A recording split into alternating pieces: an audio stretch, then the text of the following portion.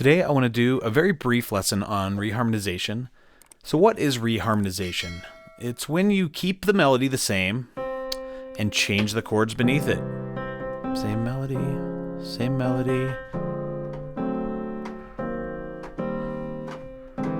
That note stays in the melody. How many ways can you justify that note? That's what reharmonization is. And doing this ends up giving the song a new harmonic flavor. There are a theoretical infinity of ways to reharmonize, any given melody. By improving your knowledge and practice of reharmonization, you can imbue your songs with an increasing sophistication and harmonic uniqueness. Jazz musicians frequently use reharmonization in their improvisations and compositions, but the pop and rock world in general is not very adept at it, except for some artists that do it intuitively at times. If you've ever learned Nirvana songs, they're really weird chord progressions. I seriously doubt Kurt was thinking, oh, that's a flat 7 reharmonization of the 5, But regardless of what rock and grunge would say about learning a lot about music, I think it's worthwhile. Do you run a risk of over-intellectualizing it? Sure, but it's a tool, and how do you use it? So anyway. Listen to this really short clip from an old video I have on my channel about reharmonization, playing the melody to Happy Birthday. Play the normal progression first, and it's sort of happy or consonant. Then you play the second one, and it's sad, and then I do kind of a weird out reharmonization.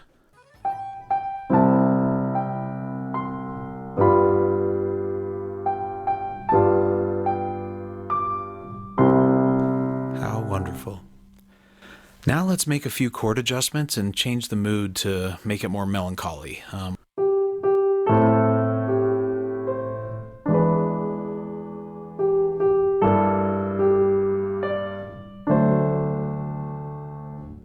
Okay, so that changed the vibe. Now how about if, for the sake of experiment, change the chords so the melody is more of like a dissonant, jazzy extension of these more dense, sort of stacked chords, and watch how the mood changes to deranged. Check it out.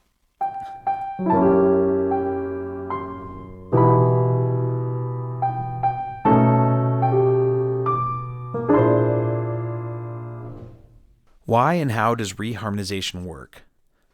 It works because any given melody note can serve a wide variety of extensions of other chords. When you change the chord, you change the entire mood, while still retaining the same basic character of the melody itself. If I'm playing in C and I go, a pentatonic lick of...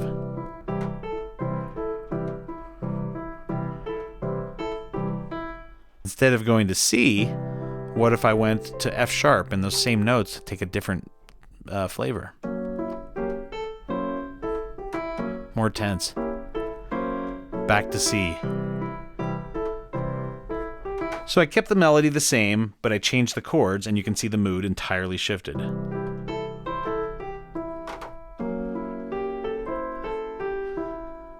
You could also do an A7, because it adds the sharp 9. There's a bunch of stuff you can do. Let me demonstrate with an example. If I am in C major, and I play C, then C is the 1 of C, obvious. So we have that C, and let's just pretend that's our melody, one single note. So let me go up chromatically and just justify this note in any of these different bass notes. So C, it's 1 of C major, could be 1 of C minor also. If I go to C sharp, it's major 7 of C sharp major. I could also do minor major 7, and it's major 7 of that. C sharp minor major 7, cold chord. I can go to D, and it's 7 of D7. I can do D minor 7, it's 7 of D minor 7. I can do D minor 7 flat 5, also known as half diminished, it's 7 of that. I can do E flat 6, because it's 6 of E flat 6. I can also do E flat minor 6, because it's 6 of that. E is a tricky one. There's no obvious thing you can do with E, except the good old dominant chord, which can handle tension. So E7, which I can voice like this, you make it an E7 with a sharp 5, and what do you know? There's that C note. So taking it from that E flat 6, or E flat minor 6, we have E7 sharp 5. Then we have F, could be major, because we have C, could be minor, because we have C, which is a neutral note. It could be minor 7, could be minor 6, could be major 7, major 6, all because that neutral note C is up top. And after F, we have F sharp 7 flat 5. The C is the flat 5. Then we have G7 sus. There's that C is the sus. You could also have G minor 11, which would sound like this. There's that C on top also. You could have A flat major. There's that C. You could have A flat major 7, because the C is right there. You could have A flat 6. You could have A minor, because there's the minor third. You could have A7 sharp 9, because that C is that funky sharp 9.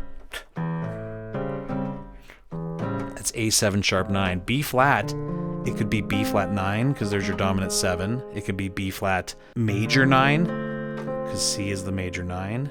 It can be B flat minor 6 9. C is the 9. It could be B flat minor add 9. Very nice chord to exclude the 7 of any kind. You just go. Bernard Herrmann used that one a lot.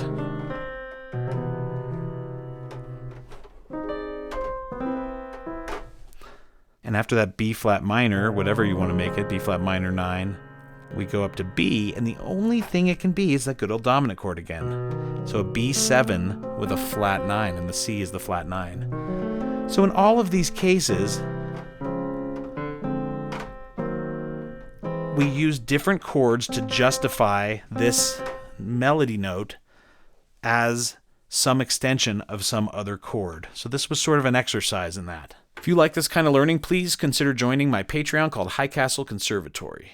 Please take a moment to help me grow this online community by hitting subscribe below, ringing the notification bell so you know when I release new videos, hitting the like button, and leaving comments. You help me tremendously in my efforts to reach more people with this channel. Pay a visit to my YouTube homepage and hit the playlist tab to see the various categories that I offer, and you can easily navigate to the subjects that most interest you.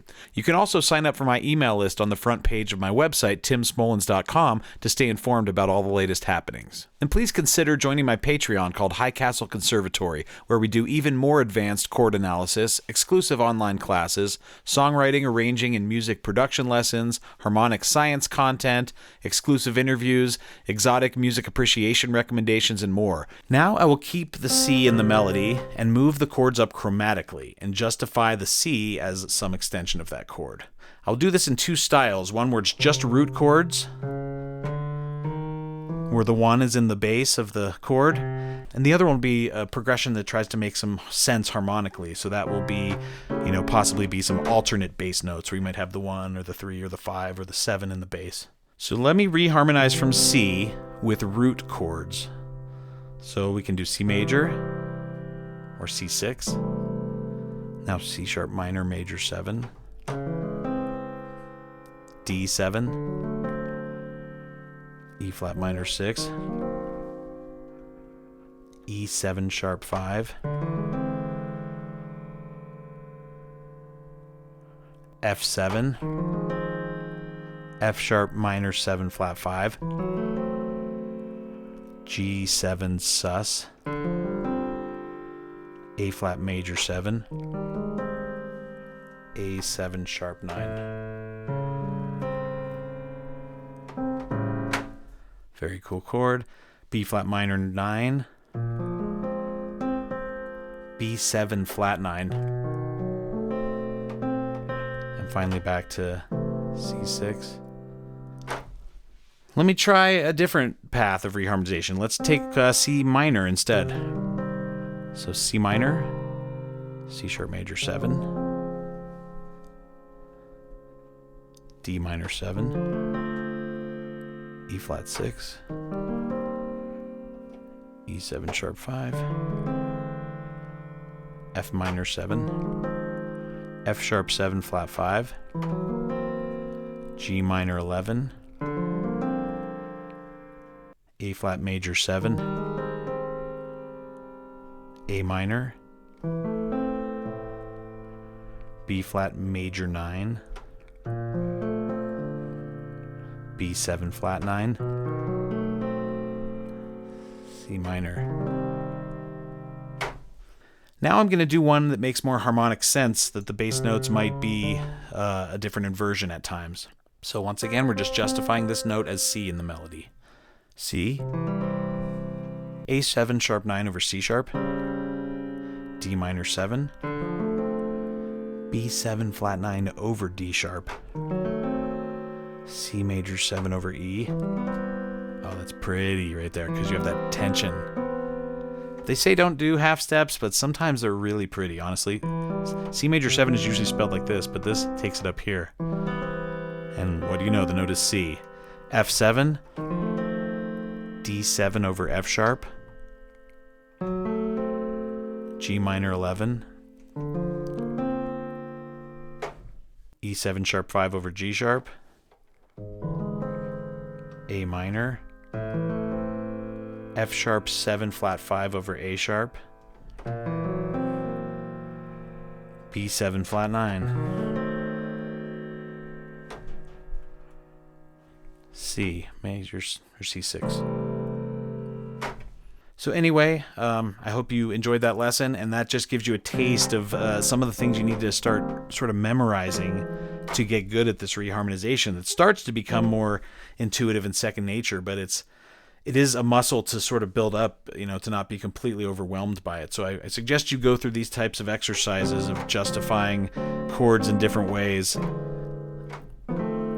Thanks a lot for watching this video and taking an interest in my channel. Please help me reach a larger audience by hitting subscribe below and ringing the notification bell. Check out my video playlist page to find the categories that most interest you.